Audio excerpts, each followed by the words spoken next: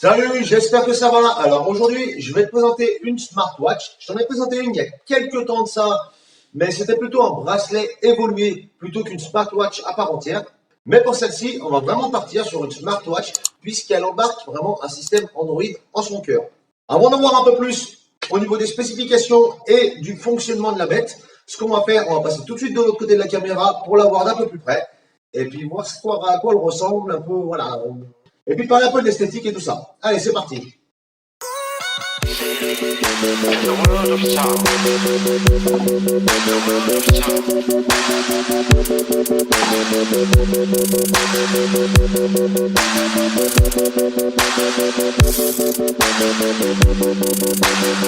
Now we have constructed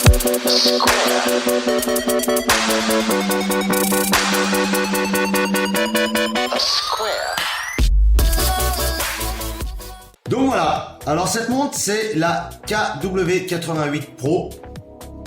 C'est la montre qui vient juste après donc la KW88 qui était quand même pas mal connue sur internet. Alors je sais pas si tu la connaissais ou pas, mais c'est déjà une smartwatch qui avait un très bon rapport qualité-prix, qui a eu vraiment pas mal de succès. Alors la Pro rajoute simplement le fait que tu puisses insérer ici une nano SIM qui va te permettre d'avoir la 3G directement sur ta montre en indépendant, puisque cette montre est équipée d'Android 7. Voilà, elle est vraiment indépendante. C'est pas comme les autres sur lesquels où tu vas falloir l'appareiller en Bluetooth. Celle-là, elle est vraiment indépendante si tu le souhaites. Donc comme tu as pu le voir juste avant dans la vidéo, dans la boîte tu vas retrouver la montre, un manuel en anglais et en chinois, mais c'est pas très dérangeant, je te dirai juste après pourquoi. Une protection d'écran, donc c'est plutôt pas mal. Et un chargeur aimanté qui se trouve juste ici, que tu mets hop comme ceci, voilà, et qui tient vraiment plutôt pas mal. Bon, après si tu tiens comme un malade, bien sûr tu vas l'arracher, mais je veux dire dans l'absolu ça tient vraiment plutôt bien, voilà. Il n'y a pas de souci à se faire. Hop. Donc avant de continuer, je vais te donner tout de suite les dimensions de la montre. Donc au niveau de l'épaisseur, elle fait 13,5 mm d'épaisseur, 46 mm de largeur entre ici et ici. Ensuite, entre les deux axes de la barrette, ici, elle fait 56 mm. Le bracelet de ce côté fait 130 mm de long entre l'axe de la barrette et le bout. Pareil en face, sauf que ça fait 99 mm jusqu'au bout de la sangle du petit mousqueton qui est ici. Le petit mousqueton là fait 28 mm, donc grosso modo, c'est à peu près la largeur du bracelet, donc 26-27 mm de large. Donc c'est quand même une montre qui est relativement grosse, tu vois. Bon, après il y a des femmes qui aiment bien porter les grosses montres, donc ça ne sera peut-être pas de souci pour certaines femmes, mais elle est quand même plus typée homme, on va le dire. Alors ensuite, au niveau des matériaux utilisés, alors on est sur les bracelets en caoutchouc, le tour c'est du plastique, hop, ici le petit anneau est en plastique également. L'écran c'est un écran AMOLED en 1,39 pouces, un écran OLED pardon en 1,39 pouces. On va retrouver sur le côté droit de la montre là un petit bouton, une caméra, parce que oui il y a une caméra, c'est une caméra de 2 millions de pixels. Juste ici où il y a le trou, c'est un microphone. À l'opposé, on va retrouver ici des petits haut-parleurs, enfin un petit haut-parleur pardon. En dessous donc le capteur cardiaque, comme je te disais la recharge et donc pour mettre ta nano SIM. Alors il faut savoir une chose par contre, c'est que les bracelets ne sont pas démontables, ne sont pas interchangeables plutôt, puisqu'en fait ils intègrent les antennes ici de chaque côté. Donc peut-être qu'avec des magouilles ou des petits tutos sur internet, il y a peut-être moyen de faire quelque chose, mais dans l'absolu, tu sais qu'ils ne sont pas remplaçables. C'est pas très dérangeant puisqu'ils sont quand même relativement costauds, les bracelets, ils sont vraiment épais et c'est vraiment, voilà, c'est de la qualité, ils sont vraiment balèzes. Pour reprendre vite fait le côté technique de l'appareil, donc comme je te disais, c'est un écran AMOLED 1,39 pouces en 400 par 400 avec 286 ppi, donc ça c'est la résolution. Le processeur, c'est un quad-core MTK 6580 qui est cadencé à 1,3 GHz. Ensuite, au niveau de la RAM, on a 1 Go de RAM et quand même 16 Go de ROM. Non extensible, mais on a quand même 16 Go de ROM.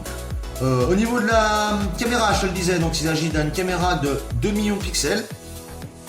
Donc c'est plutôt pas mal pour une montre, on verra ce que ça donne tout à l'heure. Et la batterie, elle fait 350 mAh. Au niveau de la connectivité, donc on est sur du Bluetooth 4.0, Wi-Fi, GPS, 3G, WC, DMA. là, donc la nano SIM. Donc il y a l'assistant vocal, lecteur de musique, dictaphone, podomètre, moniteur de fréquence cardiaque, notification sur Facebook, enfin voilà, mise à jour OTA, voilà. Donc ce qu'on va faire maintenant, on va lancer le premier démarrage. Donc normalement, avant de lancer le premier démarrage, avant d'effectuer le premier démarrage, il faut mettre la montre en charge pendant 2 heures, chose que j'ai faite. On va lancer la montre et on va voir ce que ça donne. Donc voilà, on va lancer le premier démarrage à la montre, on va voir à quoi ça ressemble. Donc je laisse appuyer sur le bouton. Smartwatch. Donc on est vraiment sur de l'Android 7, comme je te le disais. On n'est pas du tout sur...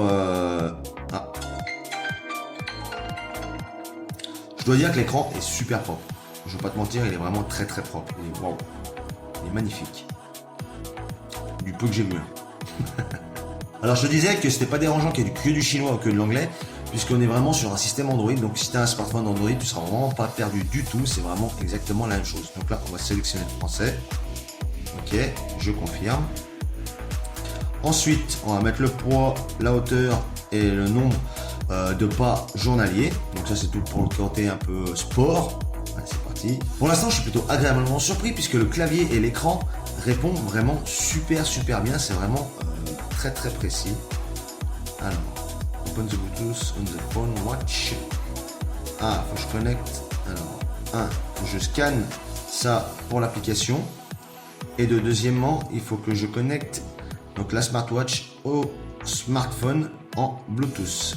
Donc voilà, j'ai maintenant associé ma montre très facilement. En fait, il suffit de scanner le premier QR code pour télécharger l'application qui est WeWatch 2. L'installer donc. Ensuite, il va falloir allumer ton Bluetooth. Puis, en troisième étape, il va falloir revenir en arrière avec la montre avec la petite flèche qui est indiquée ici. Et tu vas voir un nouveau QR code que tu vas venir scanner avec directement l'application. Et ensuite, bah voilà, le processus d'appareillage entre deux appareils Bluetooth ensemble, bien coché, associé sur les deux appareils, et ok, puis voilà, bien donner toutes les autorisations au logiciel WeWatch 2 sur le smartphone pour que tout puisse fonctionner correctement. Donc voilà, là on est sur le cadran principal, donc on va passer tout de suite sur les cadrans puisque c'est ce qui intéresse généralement les gens. Donc déjà l'écran est super propre et vraiment très lisible. Là j'ai une lumière pile en face, c'est quand même lisible. Et je dois dire que c'est quand même assez joli. Donc on va laisser le doigt appuyé ici. Et tu vas pouvoir choisir déjà une tripotée je dis bien, de cadrans qui sont tous superbes. Et tu vas pouvoir bien sûr en rajouter, mais vraiment énormément via l'application. Donc je dois dire, je sais pas ce que tu en penses, mais ça claque vraiment grave. Ça claque vraiment grave. Vraiment très propre. L'écran c'est superbe. Franchement, sincèrement, c'est vraiment très beau. Regarde-moi ça. Rien à dire. Alors, on va découvrir ensemble. Donc, si on tire vers le bas, qu'est-ce qu'on va voir? On va voir la connexion Bluetooth, savoir si on est sur la SIM ou non. Voilà, donc là, il n'y a pas de SIM insérée. Ensuite, vers la droite, on va voir tous les paramétrages comme dans ta barre de tâches Android. Encore une fois à droite, pour nettoyer toutes les applications en arrière-plan. Ça, c'est plutôt pas mal. Encore une fois à droite, on va pouvoir jouer la musique. Et une dernière fois, ça c'est la météo que je n'ai pas configurée, bien entendu. Pour revenir en arrière, je suppose que c'est le bouton. Voilà. Alors, si on balaye vers le haut. Si on balaye vers le haut, qu'est-ce qu'on a? Ah bah voilà, c'est les jours en fait de la semaine avec les pas qu'on a fait. Toujours pareil, après tu peux aller basculer vers la droite. Donc là j'ai fait 0 pas bien entendu. 0 km, 0 calories. Si on va glisser vers la droite.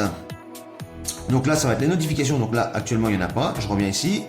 Si on va vers la gauche, là, on va retrouver en fait tout le menu, on va dire tiroir. Quand tu ouvres en fait ton téléphone, ton smartphone, on a exactement la même chose sur la smartwatch. En sachant que il va falloir donner accès à tes contacts et tout, mais c'est normal puisque la montre peut téléphoner, donc ce serait quand même important de pouvoir donner accès à tes contacts. Alors, on va tout de suite passer sur l'appareil photo, et je dois dire que c'est vraiment très réactif, hein. Donc là je suis sur l'appareil photo, je vais prendre 2 petites photos et on va voir ce que ça donne.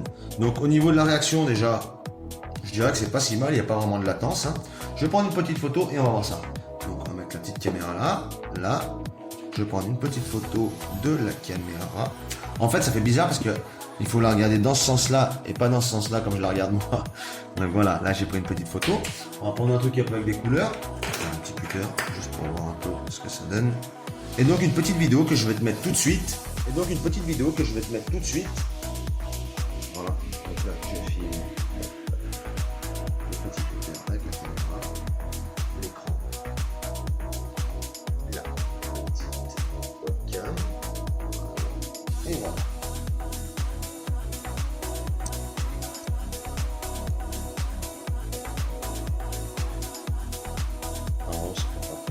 D'après ce que je peux remarquer là, c'est un peu dur d'appuyer sur la partie basse là. C'est pas impossible, c'est un peu dur, voilà. Alors très sincèrement, je viens de me connecter au Wi-Fi. J'ai cru que j'allais galérer grave pour écrire, parce que le clavier est vraiment très petit et ça fonctionne vraiment au poil, ça fonctionne vraiment super bien, c'est impressionnant. Donc là, je vais me connecter au Play Store tout de suite.